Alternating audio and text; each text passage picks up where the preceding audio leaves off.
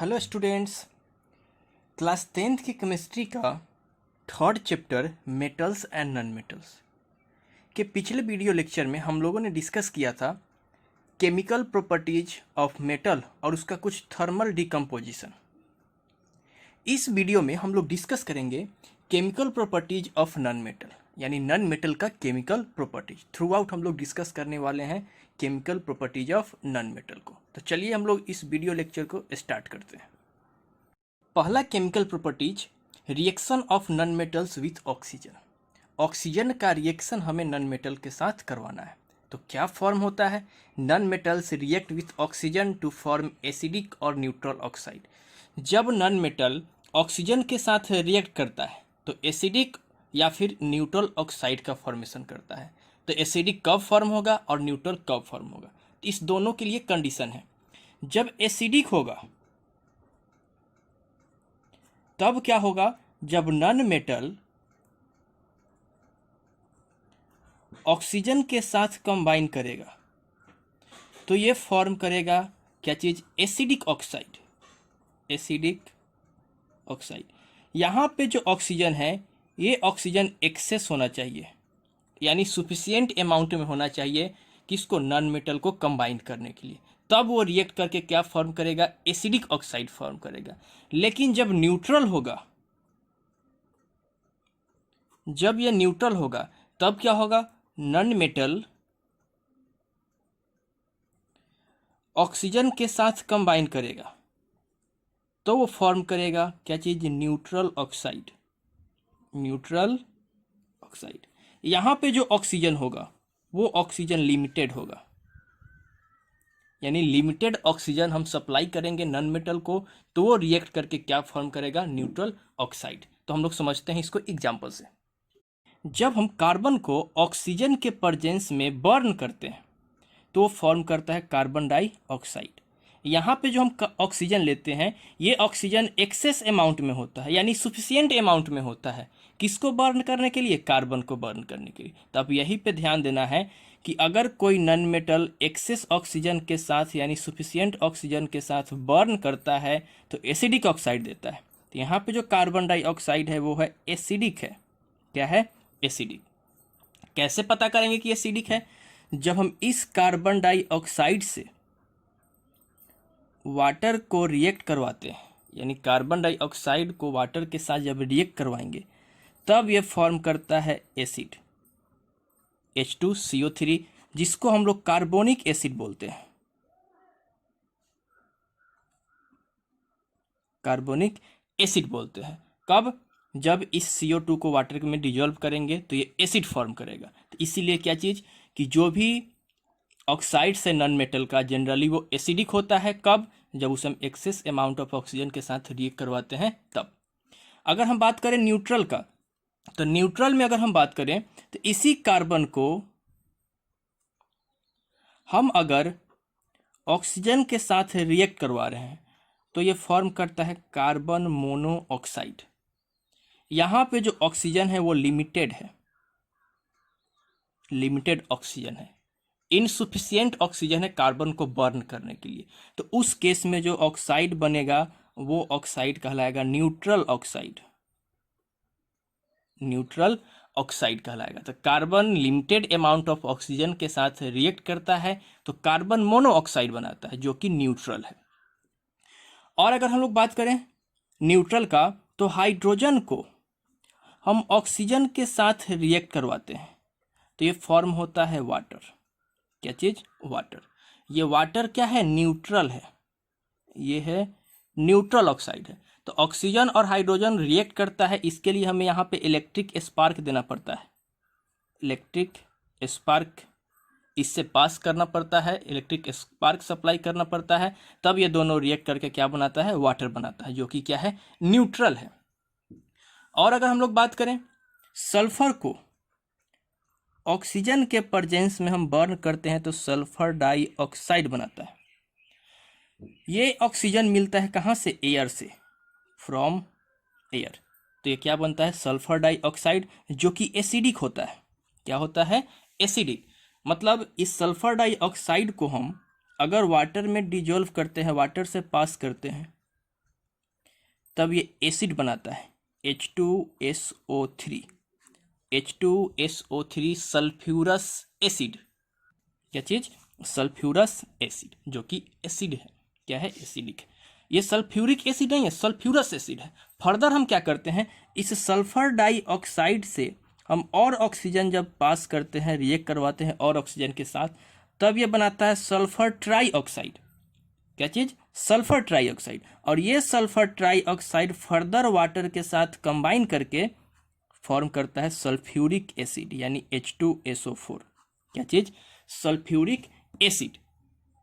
तो ये है क्या चीज़ कि रिएक्शन जब हम लोग नॉन मेटल का ऑक्सीजन के साथ करते हैं तो दो ऑक्साइड बनता है, एक एसिडिक और दूसरा न्यूट्रल। एसिडिक कब बनेगा? जब एक्सेस अमाउंट ऑफ ऑक्सीजन हम लोग सप्लाई करेंगे। न्यूट्रल कब बनेगा? जब हम limited amount of oxygen supply करेंगे। कुछ और भी है न्यूट्रल ऑक्साइड्स, जैसे कि नाइट्रोजन का ऑक्साइड है N2O, nitrous oxide, NO, nitrogen monoxide, MnO2, manganese dioxide. ये सारा न्यूट्रल ऑक्साइड है। क्या है? Neutral oxide. ठीक है, तो याद क्या रखना है? एक्सेस ऑक्सीजन तो एसिडिक ऑक्साइड, लिमिटेड ऑक्सीजन तो neutral oxide. Second chemical properties है reaction with water. Non metal का रिएक्शन हमें वाटर के साथ करवाना है, तो क्या होगा? Non metal generally do not react with water और steam to produce hydrogen gas. Non metal जो है जनरली वाटर के साथ रिएक्ट नहीं करता है या फिर स्टीम के साथ रिएक्ट नहीं करता है। मतलब reaction of non metal water के साथ नहीं होता है, लेकिन कुछ एक्सेप्शन है। एक्सेप्शन क्या है कि फ्लोरीन एक नॉन मेटल है जिसका सिंबल F होता है। ये वाटर के साथ रिएक्ट करके या तो ऑक्सीजन बनाता है या फिर ओजोन बनाता है। इसमें भी हाइड्रोजन गैस प्रोड्यूस नहीं करता है। यानी जो वाटर जनरली नॉन मेटल के साथ रिएक्ट नहीं करता है, और जब रिएक्ट नहीं करेगा तो क्या रिलीज नहीं करेगा? हाइड्रोजन गैस रिलीज नहीं करेगा। और फ्लोरीन के केस में भी क्या है? हाइड्रोजन गैस रिलीज नहीं होता है। इस केस में क्या रिलीज होता है? ऑक्सीजन या फिर ओजोन। जैसे एग्जाम्पल से हम लोग समझते हैं, जब हम लोग फ्लोरीन को वाटर के साथ रिएक्ट करवाते हैं तब यह फॉर्म करता है HF और साथ में ऑक्सीजन। HF हाइड्रोफ्लोराइड। क्या चीज? हाइड्रोफ्लोराइड। इसको अगर हम लोग बैलेंस करें तो यहाँ पे हम लोग 2 लगा देते हैं, यहाँ पे भी हम लोग लगा देते हैं 2, और यहाँ पे भी कितना? 4। ये बैलेंस हो गया। इस केस में ये क्या फॉर्म कर रहा है? ऑक्सीजन फॉर्म कर रहा है।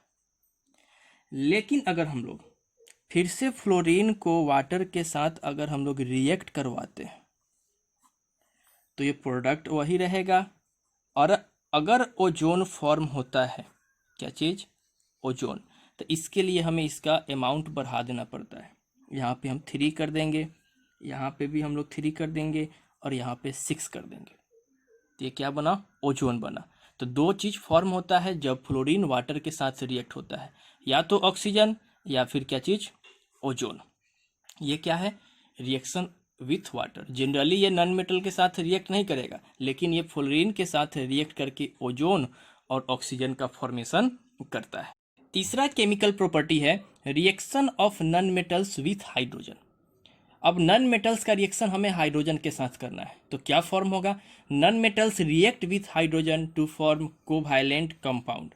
यानी जब नॉन मेटल हाइड्रोजन के साथ रिएक्ट करता है तो फॉर्म करता है कोवैलेंट कंपाउंड। कोवैलेंट कंपाउंड होता क्या है? Compound which is formed by sharing of electrons. यानी इलेक्ट्रॉन के शेयर करने से जो कंपाउंड बनता है उससे हम लोग क्या बोलते हैं? Covalent compound. ये जो कोवैलेंट कंपाउंड है ये जनरली फॉर्म होता है जब नॉन मेटल्स और नॉन मेटल्स आपस में कंबाइन करता है। तब नॉन मेटल्स और नॉन मेटल आपस में कंबाइन करता है तो कोवैलेंट कंपाउंड बनता है। कोवैलेंट कंपाउंड, ठीक है। लेकिन जब नॉन मेटल और मेटल जब आपस में कंबाइन करता है तब ये फॉर्म होता है आयोनिक कंपाउंड। Ionic compound.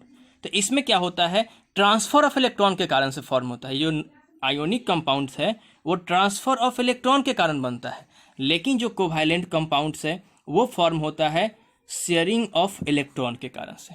तो यहाँ पे कोवैलेंट कंपाउंड फॉर्म होता है कैसे, क्योंकि हाइड्रोजन भी नॉन मेटल्स एक तरह का और दूसरा नॉन मेटल्स कंबाइन किया तो कौन सा कंपाउंड फॉर्म होगा, कोवैलेंट कंपाउंड। अगर हम लोग एग्जाम्पल का बात करें, हम हाइड्रोजन को सल्फर के साथ रिएक्ट करवाएंगे तो ये फॉर्म होता है हाइड्रोजन सल्फाइड। क्या चीज, हाइड्रोजन सल्फाइड। इस रिएक्शन में हमें कुछ टेम्परेचर भी प्रोवाइड करना होता है, 440 डिग्री सेल्सियस। यानी हाइड्रोजन को जब हम सल्फर के साथ रिएक्ट करते हैं एट 440 डिग्री सेल्सियस तो ये फॉर्म होता है क्या चीज, हाइड्रोजन सल्फाइड, जो कि कोवैलेंट कंपाउंड है, कोवैलेंट कंपाउंड्स। दूसरा अगर हम लोग एग्जाम्पल देखें, हम जब हाइड्रोजन को नाइट्रोजन के साथ रिएक्ट करवाते हैं, हाइड्रोजन को जब नाइट्रोजन के साथ रिएक्ट करवाएंगे तो फॉर्म होता है अमोनिया, NH3। ये अमोनिया है। इसमें भी हमें टेम्परेचर सप्लाई करना पड़ता है अप्रोक्सीमेट 500 डिग्री सेल्सियस। यानी हाइड्रोजन और नाइट्रोजन 500 डिग्री सेल्सियस पे कंबाइन करके फॉर्म करता है क्या चीज, अमोनिया। ये अमोनिया फॉर्म करता है, ये भी क्या है, कोवैलेंट कंपाउंड है। उसी तरह से हम वाटर का बात करते हैं, H2O, यानी हाइड्रोजन और ऑक्सीजन कंबाइन करता है और फॉर्म करता है क्या चीज, वाटर। इसके लिए हमें क्या चाहिए, इलेक्ट्रिक स्पार्क, इलेक्ट्रिक स्पार्क चाहिए। जब हम इलेक्ट्रिक स्पार्क प्रोड्यूस करते हैं इस दोनों के रिएक्शन में तो क्या फॉर्म होता है, वाटर फॉर्म होता है। ये भी क्या है, कोवैलेंट कंपाउंड है। तो याद रखना है, जब नॉन मेटल और नॉन मेटल आपस में कंबाइन करता है तो क्या फॉर्म करता है, कोवैलेंट कंपाउंड फॉर्म करता है। क्या चीज, कोवैलेंट कंपाउंड। चौथा प्रॉपर्टी है reaction of non metal with dilute acid. अब नॉन मेटल का रिएक्शन डाइल्यूट एसिड के साथ हम लोग देखेंगे। Non metals do not react with dilute acid to produce hydrogen gas. Generally non metal acid के साथ रिएक्ट नहीं करता है, डाइल्यूट एसिड के साथ नॉन मेटल का रिएक्शन नहीं होता है। क्यों नहीं होता है, देखिए, और non metal is electron acceptor. Non metal एक इलेक्ट्रॉन गेनर होता है। It cannot supply electron to the H+ ion to reduce them to hydrogen gas. यानी ये H+ आयन को इलेक्ट्रॉन सप्लाई नहीं करता है। जैसे अगर मान लीजिए कि हम लोग यहाँ पे लेते हैं नॉन मेटल, नॉन मेटल्स, ये नॉन मेटल क्या करता है, इलेक्ट्रॉन को गेन करता है। यानी इलेक्ट्रॉन को क्या करेगा, गेन करेगा, इलेक्ट्रॉन एक्सेप्टर होता है। तो अगर इसका इलेक्ट्रॉन, ये क्या चीज़, किसी को देगा ही नहीं, क्योंकि इलेक्ट्रॉन ये गेन कर रहा है। इसका टेंडेंसी है क्या करने का, इलेक्ट्रॉन को गेन करने का। जब इसका टेंडेंसी है इलेक्ट्रॉन को गेन करने का तो ये इलेक्ट्रॉन लॉस करेगा ही नहीं, किसी को इलेक्ट्रॉन सप्लाई करेगा ही नहीं। मतलब कि ये इलेक्ट्रॉन किसी को सप्लाई नहीं करेगा। लेकिन जो एसिड है, ये एसिड रिलीज करता है H+ आयन, और H+ आयन को इलेक्ट्रॉन चाहिए क्या चीज़ में रिड्यूस होने के लिए, हाइड्रोजन गैस में रिड्यूस होने के लिए। तो ये नॉन मेटल क्या चीज़, इलेक्ट्रॉन को ये देगा ही नहीं, क्योंकि इलेक्ट्रॉन क्या है, ये गेनर है। अगर मान लीजिए हम नॉन मेटल का बात करते हैं, जैसे कि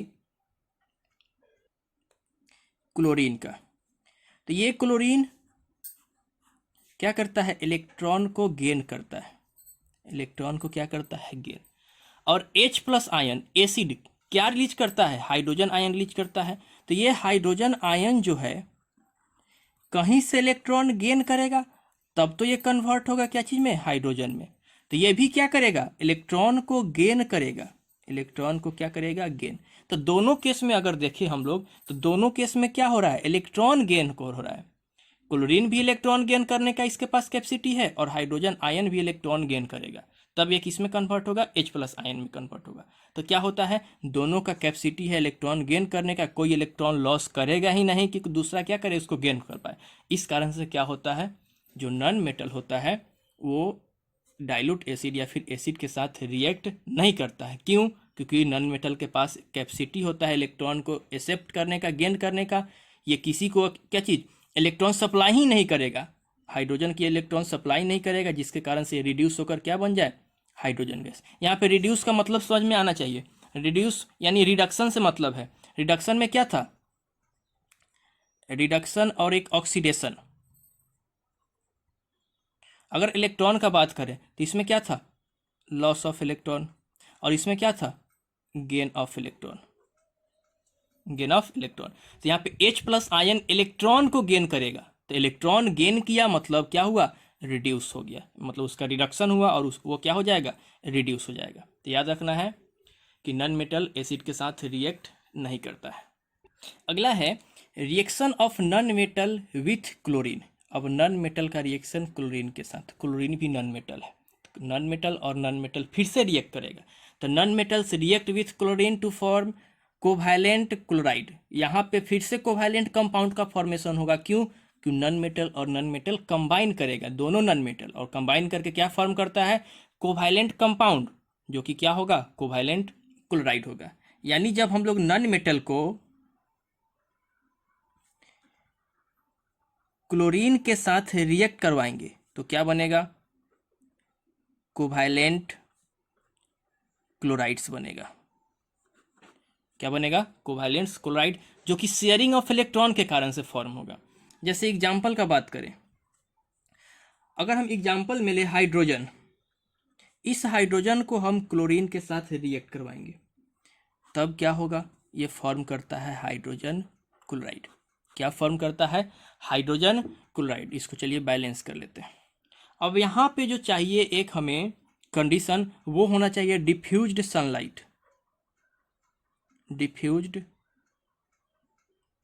सनलाइट, डिफ्यूज्ड सनलाइट का मतलब क्या है कि अगर हमारे एटमॉस्फेयर में क्लाउडी है, हमारा एटमॉस्फेयर क्या है, क्लाउडी है, और उससे जो सनलाइट आता है उसको हम लोग क्या बोलते हैं, डिफ्यूज्ड सनलाइट बोलते हैं। यानी एटमॉस्फेयर जो क्लाउडी है, बारिश का मौसम है, उससे होकर जो सनलाइट आता है उसको हम लोग क्या बोलते हैं, डिफ्यूज्ड सनलाइट। अगर मौसम क्लियर है, उसमें कोई क्लाउड नहीं है, उससे जो सनलाइट आएगा उसको हम लोग बोलेंगे क्लियर सनलाइट। और जो क्लाउडी मौसम यानी क्लाउड से होते हुए जो सनलाइट आएगा उसको हम लोग क्या बोलेंगे, डिफ्यूज्ड सनलाइट बोलेंगे। तो हाइड्रोजन क्लोरीन के साथ रिएक्ट करता है तो क्या फॉर्म करता है, हाइड्रोजन क्लोराइड, जो कि कोवैलेंट कंपाउंड है। अगर हम दूसरा बात करें,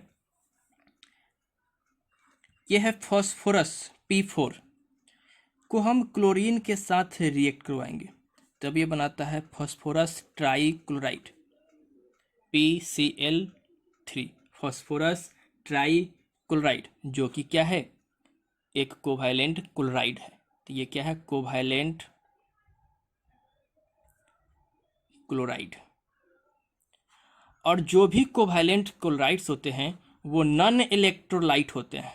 नॉन इलेक्ट्रोलाइट मतलब बैड कंडक्टर